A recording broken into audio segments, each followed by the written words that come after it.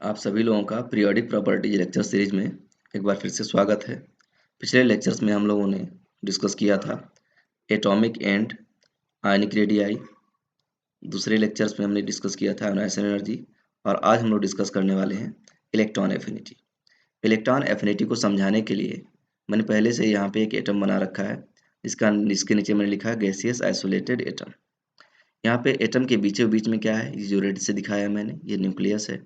और आप जानते हो कि एटम का सारा चार्ज न्यूक्लियस पे ही होता है। इसके चारों तरफ मैंने जो येलो डॉट्स बनाए हुए हैं, येलो डॉट्स इलेक्ट्रॉन को रिप्रेजेंट करते हैं। और ये जो इलेक्ट्रॉन्स हैं, इलेक्ट्रॉन्स पे न्यूक्लियस का अपोजिट चार्ज है, इसलिए ये जो न्यूक्लियस है इस इलेक्ट्रॉन को क्या करेगा, अपनी ओर खींचेगा। इसको भी अपनी ओर खींचेगा, इसको भी अपनी ओर खींचेगा, इसको भी अपनी ओर खींचेगा, इन सबको अपनी ओर खींचेगा। तो हम कह सकते हैं कि जितने भी इलेक्ट्रॉन हैं वो न्यूक्लियस के साथ एफिनिटी शो करते हैं, लगाव शो करते हैं।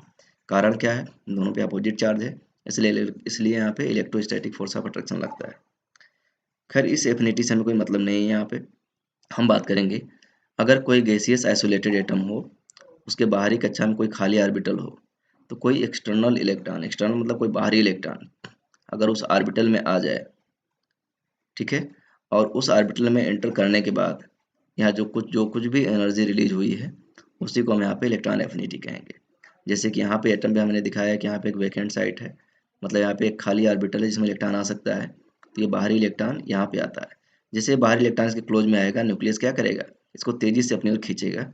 ये सोच के खींचेगा कि ये इलेक्ट्रॉन आते ही हमारी एनर्जी क्या होगी, थोड़ी सी हमारी स्टेबिलिटी बढ़ जाएगी, एनर्जी लेवल थोड़ा डाउन होगा। तो ये इसको तेजी से अपनी ओर खींचने लगता है। हालांकि इस खींचने में जो अंदर के इलेक्ट्रॉन है, ये अपोज भी करते हैं कि हमारे पास नेगेटिव चार्ज है और नेगेटिव चार्ज हमें नहीं चाहिए। लेकिन यहाँ पे न्यूक्लियस का पावर ओवरऑल ज़्यादा है, तो न्यूक्लियस इस इलेक्ट्रॉन को खींच ही लेता है और इस जगह पे ले आता है। जैसे यह इलेक्ट्रॉन यहाँ पहुँचता है, न्यूक्लियस अपने आप को पहले से ज़्यादा स्टेबल फील करता है, और इस घटना में थोड़ी सी एनर्जी क्या होती है, रिलीज हो जाती है। थोड़ी सी एनर्जी रिलीज हो जाती है। ये जो एनर्जी रिलीज हुई है, इसी एनर्जी को हम बोलते हैं इलेक्ट्रॉन एफिनिटी। मतलब यदि आपको इलेक्ट्रॉन एफिनिटी डिफाइन करना हो तो आप क्या कहोगे कि किसी भी गैसियस आइसोलेटेड एटम में कोई एक बाहरी इलेक्ट्रॉन ऐड करें, और उस बाहरी इलेक्ट्रॉन को ऐड करने पर जितनी भी एनर्जी रिलीज होती है, उसी एनर्जी को हम क्या बोलेंगे, इलेक्ट्रॉन एफिनिटी। ओके, मैंने ऑलरेडी इसको डिफाइन कर रखा है इधर, तो इसको आप देख लो एक बार, इसकी डेफिनेशन क्या है। यह मैंने लिखा है इलेक्ट्रॉन एफिनिटी, शॉर्ट में इसको ई से लिखते हैं। लिखा है the electron affinity is defined as the amount of energy released when an electron added to gaseous isolated atom। Gaseous isolated atom में एक इलेक्ट्रॉन ऐड करने पे एटम से जो भी एनर्जी रिलीज होती है, उसी को हम क्या बोलते हैं, इलेक्ट्रॉन एफिनिटी। जैसे कि यहाँ पे कोई एक एटम X है जो कि गैसियस फॉर्म में है, अगर इसको हम एक इलेक्ट्रॉन यहाँ पे दे दें, तो यह X नेगेटिव हो जाएगा, एक एनायन में कन्वर्ट हो जाएगा। और यहाँ पे जो एनर्जी निकलेगी, जो एनर्जी रिलीज होगी, उसी को हम क्या बोलेंगे, इलेक्ट्रॉन एफिनिटी या E कहेंगे। जो एनर्जी रिलीज होती है जनरली उसको हम नेगेटिव साइन से दिखाते हैं, और जो एनर्जी एब्जॉर्ब होती है उसको हम पॉजिटिव साइन से दिखाते हैं। तो यहाँ पे मैंने कोई साइन नहीं दिखा रखा है, बस यहाँ पे एनर्जी रिलीज लिखा है। तो ये एनर्जी रिलीज लिखा है, तो ये एनर्जी जो होगा नेगेटिव साइन के साथ शो करेंगे इसको, ठीक है। साथ ही साथ हम बात कर लेते हैं कुछ फैक्टर्स की जो इलेक्ट्रॉन एफिनिटी को प्रभावित करते हैं। तो यहाँ पे लिखा है factors affecting electron affinity. There are several factors, बहुत सारे फैक्टर्स हो सकते हैं विच अफेक्ट इलेक्ट्रॉन एफिनिटी, जो कि इलेक्ट्रॉन एफिनिटी को प्रभावित करते हैं। सम इम्पॉर्टेंट्स आर एज, कुछ महत्वपूर्ण फैक्टर्स इस प्रकार हैं। साइज ऑफ एटम, जैसे कि अगर एटम की साइज बढ़ जाए, तो साइज बढ़ने का मतलब क्या हो गया कि न्यूक्लियस से जो इलेक्ट्रॉन आ रहा है उसके बीच की दूरी बढ़ेगी, और जब उसके बीच की दूरी बढ़ेगी तो क्या होगा, न्यूक्लियस जितना फोर्स ऑफ अट्रैक्शन से पास वाले इलेक्ट्रॉन को खींच पा रहा था, उतना फोर्स ऑफ अट्रैक्शन से दूर वाले इलेक्ट्रॉन को नहीं खींच पाएगा। मतलब दूर, यदि एटम की साइज बहुत बड़ी हो गई है, तो उसमें इलेक्ट्रॉन ऐड करने पे जो एनर्जी रिलीज होगी उसका अमाउंट काफ़ी कम हो जाएगा। या ऐसे कह सकते हो कि इलेक्ट्रॉन एफिनिटी क्या होनी चाहिए, घटनी चाहिए एटम की साइज बढ़ने पे। तो वही हमने लिखा है यहाँ पे, as the size of atom increases, जैसे जैसे एटम की साइज बढ़ती है, इफेक्टिव न्यूक्लियर चार्ज डिक्रीजेज, यानी जो बाहरी इलेक्ट्रॉन पे जो न्यूक्लियस का प्रभाव हो क्या होता है, घटने लगता है। तो उसको हमने लिखा है effective nuclear charge decreases and hence, और इस प्रकार इलेक्ट्रॉन एफिनिटी आल्सो डिक्रीजेज, और इलेक्ट्रॉन एफिनिटी भी क्या होगी, घटेगी। दूसरा है न्यूक्लियर चार्ज, तो आपको अभी ऊपर वाले पैरा में ऊपर वाले सेंटेंस में मैंने बताया है कि जैसे जैसे इफेक्टिव न्यूक्लियर चार्ज बढ़ेगा वैसे वैसे इलेक्ट्रॉन उसमें आसानी से ऐड होगा, जितना आसानी से इलेक्ट्रॉन ऐड होगा उतनी ज़्यादा एनर्जी रिलीज होगी। तो यहाँ पे लिखा है as the effective nuclear charge increases, जैसे जैसे इफेक्टिव न्यूक्लियर चार्ज बढ़ता है, then electron easily added, electron आसानी से ऐड होगा टू दैट एटम, उस एटम में, and hence electron affinity increases, और इलेक्ट्रॉन एफिनिटी क्या होगी, बढ़ेगी। तीसरे मैंने लिखा है इलेक्ट्रॉनिक कन्फिग्रेशन। इलेक्ट्रॉनिक कन्फिग्रेशन में अगर कोई कक्षा जो है पहले से आधा भरी हुई है या पूरी भरी हुई है, तो हाफ भरी हुई कक्षाएं, हाफ फिल्ड सेल या फुल फिल्ड सेल जो होते हैं वो थोड़ा सा ज़्यादा स्टेबिलिटी शो करते हैं। ऐसे सेल किसी इलेक्ट्रॉन के और ऐड होने का अपोज ज़्यादा करते हैं और उस अपोजिशन में एनर्जी ज़्यादा खर्च हो जाएगी। जब एनर्जी ज़्यादा खर्च हो जाएगी तो जो अमाउंट ऑफ एनर्जी रिलीज होना था वो घट जाएगा, ओवरऑल इलेक्ट्रॉन एफिनिटी क्या होगी उनकी, कम हो जाएगी। तो फुल्ली फील्ड और हाफ फील्ड की इलेक्ट्रॉन एफिनिटी घटेगी और बाकी जो भी हैं उसकी तुलना में थोड़ी सी इसका कम होगी। तो ये मैंने यहाँ पे लिख रखा है फुल्ली फील्ड या half field orbitals show less electron affinity. Fully field और हाफ फील्ड ऑर्बिटल जो है वो कम इलेक्ट्रॉन एफिनिटी शो करते हैं देन एक्सपेक्टेड, जितना हम उनसे उम्मीद कर रहे थे, due to extra stability of their orbitals. इन ऑर्बिटल के पास एक्स्ट्रा स्टेबिलिटी होने की वजह से जितनी हमें एक्सपेक्टेशन होती है इनके इलेक्ट्रॉन एफिनिटी की उससे कुछ कम ही मिलती है। ओके, फिर हमें आते हैं variation of electron affinity in periodic table. Periodic table में इसका इलेक्ट्रॉन एफिनिटी का बढ़ने का ट्रेंड क्या है। तो यहाँ पे मैंने आपको कुछ एक ग्राफिकल रिप्रेजेंटेशन यहाँ पे दिखाया है पीरियोडिक टेबल का। यहाँ पे जो लाइन जितनी जिसकी हाइट है उसकी इलेक्ट्रॉन एफिनिटी सबसे ज़्यादा है। तो यहाँ पीरियोडिक टेबल में देखें तो सबसे ज़्यादा किसकी इलेक्ट्रॉन एफिनिटी, Cl एटम की है। तो अगर आप इधर से देखो कि यहाँ पे बेरिलियम का बहुत कम था, अगर हम इस लाइन पे चलें, मैग्नीशियम बहुत, इसमें रेडियम का थोड़ा ज़्यादा था, क्रोमियम का था थोड़ा और ज़्यादा था, बीच में एक दो एक्सेप्शन है, फिर यहाँ पे बढ़ता चला गया। तो ओवरऑल इधर से इधर जाने पे थोड़ा थोड़ा बढ़ ही रहा है। एक रेगुलर ट्रेंड तो नहीं मिल रहा है। रेगुलर ट्रेंड क्यों नहीं मिल रहा है, क्योंकि बीच में फुल फील्ड हाफ फील्ड आ जाते होंगे तो उसकी वजह से किसी किसी की डाउन हो जाती है, जो उम्मीद कर रहे थे वो नहीं आता है। अदरवाइज ये यहाँ से बढ़ता ट्रेंड दिखेगा। तो जब पीरियड में आप लेफ्ट टू राइट जाओगे यहाँ पे तो इलेक्ट्रॉन एफिनिटी आपको क्या दिखेगा, ओवरऑल थोड़ा थोड़ा बढ़ता ही नजर आएगा। यहाँ से इधर जाओगे तो क्या होगा, बढ़ेगा। ऐसे आप नीचे से ऊपर जाओगे तो भी आपको बढ़ता हुआ दिखेगा। यहाँ पे अगर यहाँ पे नीचे से ऊपर की तरफ मूव कर रहे हो पीरियोडिक टेबल में तो भी इलेक्ट्रॉन एफिनिटी क्या होगा, बढ़ेगा। अगर ऊपर से नीचे आ जाओगे तो आपको क्या दिखेगा, घटता हुआ ट्रेंड दिखेगा। ओके, तो इस तरीके से आप यहाँ देख सकते हो। इसको मैंने यहाँ पे एक दूसरे में एरो से भी समझाया है कि यदि आप पीरियोडिक टेबल में यदि आप लेफ्ट टू राइट जाओगे इधर तो इलेक्ट्रॉन एफिनिटी क्या होगी, बढ़ेगी। नीचे से ऊपर जाओगे तो भी इलेक्ट्रॉन एफिनिटी क्या होगी, बढ़ेगी। अगर हम यहाँ से यहाँ इस तरह से जाएँ तो आप पाओगे कि यहाँ पे देखो इलेक्ट्रॉन एफिनिटी काफ़ी कम है, लेकिन अगर हम Cl तक जाएँ, Cl के पास तक, यहाँ पे Cl के पास जाएँ तो Cl के पास क्या है, मैक्सिमम इलेक्ट्रॉन एफिनिटी है। तो इधर से इधर जाने पे भी बढ़ता है। तो ये तीन ट्रेंड आपने देख लिया जिसमें पीरियोडिक टेबल में जो वेरिएशन आता है इलेक्ट्रॉन एफिनिटी का। लेकिन रेगुलर वेरिएशन नहीं, किसी का कम किसी का ज़्यादा है, तो उसके इलेक्ट्रॉनिक डिस्ट्रीब्यूशन की वजह से ऐसा है।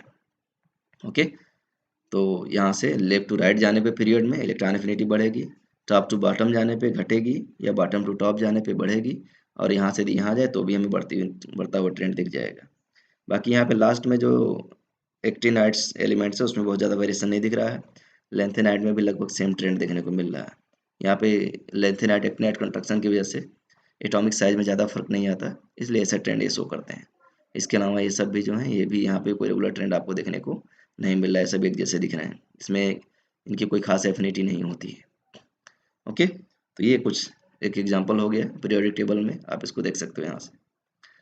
ठीक है, इसको हमने यहाँ पे ऑलरेडी लिख भी रखा, थोड़ा सा इसको आप देख लो क्या लिखा है। Variation of electron affinity in periodic table.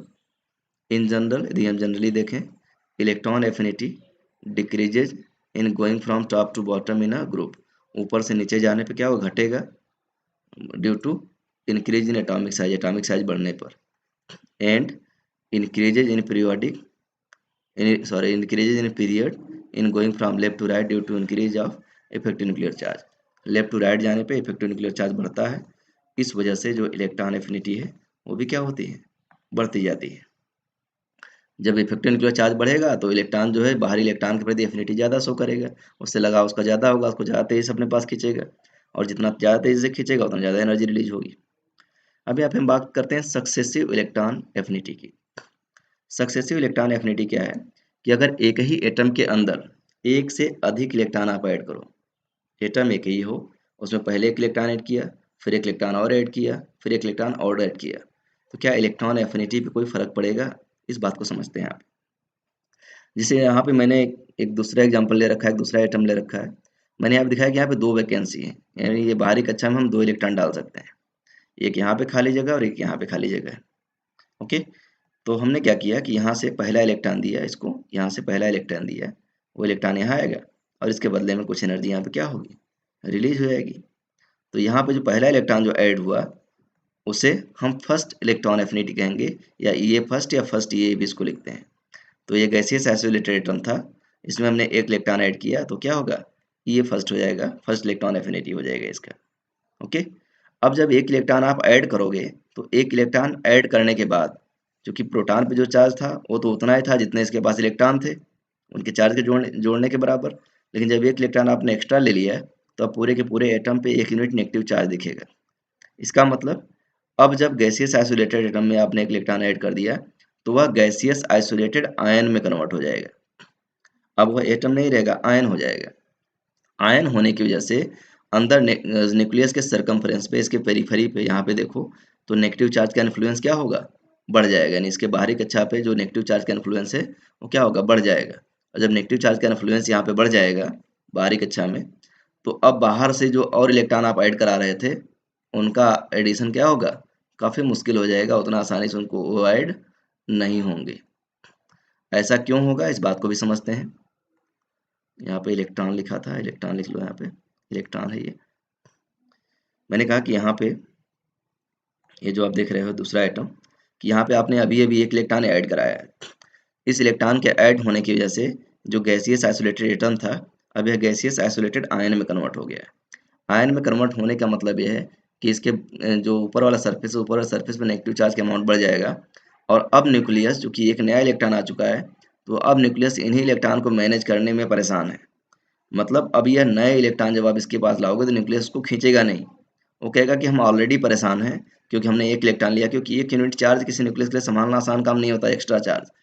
तो जब एक एक्स्ट्रा चार्ज इसके पास आ गया तो न्यूक्लियस इसको मैनेज करने में व्यस्त हो जाता है, और फिर कोई इलेक्ट्रॉन यदि आप यहाँ लेके आओगे तो न्यूक्लियस को खींचेगा नहीं, कहेगा कि नहीं मेरे पास पहले से बहुत दिक्कत है, मैं नहीं कर पाऊंगा। लेकिन आप जिद पकड़े बैठोगे नहीं, आपको इलेक्ट्रॉन हम दे के ही जाएंगे। तो अगर हम दूसरा इलेक्ट्रॉन यहाँ पर जबरदस्ती पहुँचाएंगे तो जबरदस्ती पहुँचाने के लिए हमारे पास एनर्जी होनी चाहिए, तभी पहुँचाएंगे, क्योंकि न्यूक्लियस तो अब इंटरेस्ट नहीं दिखा रहा है। एक इलेक्ट्रॉन पाते ही इसका इंटरेस्ट खत्म हो गया कि हम नया इलेक्ट्रॉन अब नहीं ले पाएंगे। लेकिन फिर भी हमने ज़बरदस्ती इसमें इलेक्ट्रॉन भेजा, तो ज़बरदस्ती भेजने में जो एनर्जी की रिक्वायरमेंट होगी यहाँ पे क्या होगी, एनर्जी रिक्वायर्ड होगी, है ना। तो सेकेंड इलेक्ट्रॉन एफिनिटी में आपको हमेशा एनर्जी सप्लाई करनी पड़ेगी, एनर्जी रिक्वायर्ड होगी। आप ऐसे यहाँ पे ऐसे भी लिख सकते हो कि यहाँ पे एनर्जी रिक्वायर्ड, या हम ये भी लिख सकते हैं कि एनर्जी सप्लाई करनी पड़ेगी, हमें यहाँ पे एनर्जी सप्लाइड लिख दें कि यहाँ पे एनर्जी आपने क्या किया, एनर्जी आपने यहाँ पे सप्लाई करी है। सप्लाई क्यों करी है, क्योंकि आयन में जब भी इलेक्ट्रॉन ऐड करोगे तो न्यूक्लियस इलेक्ट्रॉन को खींचेगा नहीं, आपको एक्सटर्नल रिसोर्स से एनर्जी दे के इलेक्ट्रॉन इसमें भेजनी पड़ेगी। अब जब इतना बात आप कर लिए तो ये है एनर्जी इसमें क्या होगी, यहाँ पर रिलीज होगी। जब एनर्जी रिलीज होगी तो इसको हम नेगेटिव साइन से दिखाएंगे। कौन सा साइन दिखाएंगे, नेगेटिव साइन से शो करेंगे। जब भी एनर्जी रिलीज होगी तो यहाँ पे हम नेगेटिव साइन से शो करेंगे इसको, और जब एनर्जी सप्लाई होगी तो यहाँ पे हम पॉजिटिव साइंस का यूज करेंगे। क्या यूज करेंगे, पॉजिटिव साइन का यूज करेंगे। मतलब कहीं पे एनर्जी यदि प्लस में लिखा है तो आप समझोगे कि उतनी एनर्जी आप उसको दे रहे हो, माइनस में लिखा है तो उतनी एनर्जी रिलीज हुई है। तो यहाँ पे ऐसे भी ऑब्जेक्टिव क्वेश्चन आ सकता है कि यहाँ पे पूछ देगा कि सेकेंड आयोनाइजेशन एनर्जी में जो एनर्जी होती है वो पॉजिटिव साइन के साथ पॉजिटिव होती है या नेगेटिव साइन के साथ होती है। तो आप कहोगे फर्स्ट के लिए नेगेटिव है और सेकेंड के लिए क्या होती है, पॉजिटिव होती है। ओके, इतनी बात क्लियर हो गई। अब यहाँ पे मैंने उसको लैंग्वेज के रूप में लिख रखा है, क्या लिखा उसको ऊपर हम लोग देख लेते हैं।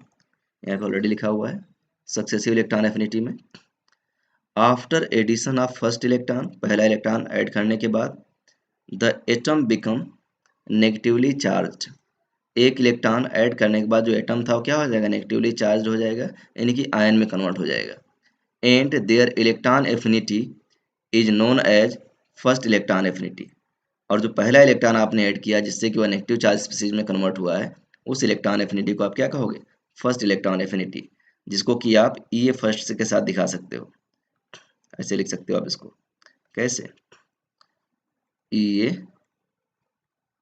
फर्स्ट लिख सकते हो ऐसे, फर्स्ट इलेक्ट्रॉन एफिनिटी हो जाएगा।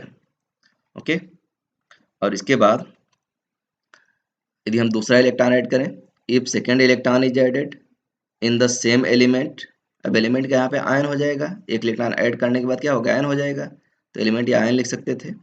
Then the electron affinity is known as second electron affinity and so on, ऐसे ही third electron affinity, fourth electron affinity भी आप निकाल सकते हो। फिर लिखा है यहाँ पे, due to large force of repulsion in addition with second electron, चूंकि एटम पे अब नेगेटिव चार्ज आ रहा है, इसलिए नेगेटिव चार्ज जो नया इलेक्ट्रॉन फिर एंट्री करने की कोशिश करेगा उस पर बहुत ज़्यादा रिपल्सन काज करेंगे, तो इस वजह से जो सेकेंड इलेक्ट्रॉन का एडिशन है उसमें क्या होगा, बहुत ज़्यादा इलेक्ट्रोस्टैटिक फोर्स ऑफ रिपल्सन लगेगा अंदर वाले इलेक्ट्रॉन से, तो क्या होगा उसमें हमें एनर्जी सप्लाई करनी पड़ेगी, तो ये हमने यहाँ पे लिखा है, due to large force of repulsion in addition with second electron, दूसरा इलेक्ट्रॉन ऐड करने पे फोर्स ऑफ रिपल्सन बहुत ज़्यादा होता है, then the energy has to be supplied, तो एनर्जी क्या करना पड़ेगा, सप्लाई करना पड़ेगा। इफ एनर्जी इज सप्लाइड, यदि एनर्जी सप्लाई किया जाता है, electron affinity is denoted with positive sign, यदि एनर्जी आपने दिया तो पॉजिटिव साइन, जैसे कि मैंने पहले समझाया अभी। And if energy releases, energy release होती है, then it is denoted with negative sign, तो नेगेटिव साइन पॉजिटिव साइन का मतलब भी आई होप समझ में आ गया होगा। फिर हम लिखा कि generally first A is negative while second third fourth are positive, हालांकि जनरली क्या लगभग कंपलसन ही है कि हर जगह पहला इलेक्ट्रॉन एफिनिटी क्या होती है, नेगेटिव ही होती है, हालांकि अब जैसे आप नोबल गैसेज में इलेक्ट्रॉन ऐड कराने लगो तो वहाँ पे थोड़ा सा पॉजिटिव आ सकता है, अदरवाइज ये नेगेटिव होता है। यहाँ पे एक एग्जाम्पल ले रखा है, जैसे सल्फर एटम में, in case of sulphur the first electron affinity is negative, पहले इलेक्ट्रॉन एफिनिटी नेगेटिव है, और ये minus 2.7 kilo joule per mole होती है, E A first minus 200.7 kilo joule per mole. लेकिन अगर इसी में हम दूसरा इलेक्ट्रॉन एंटर करें, इसका मतलब क्या हुआ, it means amount of energy releases कितना, 200.7 किलो जूल पर मोल, पहला इलेक्ट्रॉन ऐड करने पे इतनी एनर्जी रिलीज होती है। लेकिन यदि हम सेकेंड इलेक्ट्रॉन ऐड करें, द सेकेंड इलेक्ट्रॉन एफिनिटी ये टू इज पॉजिटिव, पॉजिटिव मतलब एनर्जी आपको सप्लाई करनी पड़ेगी, it means energy has to be supplied, और ये जिसकी जो वैल्यू होती है ये +333.2 किलो जूल पर मोल के आसपास होती है। ओके, तो ये एक जनरल ट्रेंड आपको दिख गया यहाँ पे इलेक्ट्रॉन एफिनिटी का। तो आई होप आप लोग को समझ में आया होगा। आज के लिए इतना ही, फिर हम लोग बात करेंगे नेक्स्ट लेक्चर में। थैंक यू, थैंक यू बड़ी।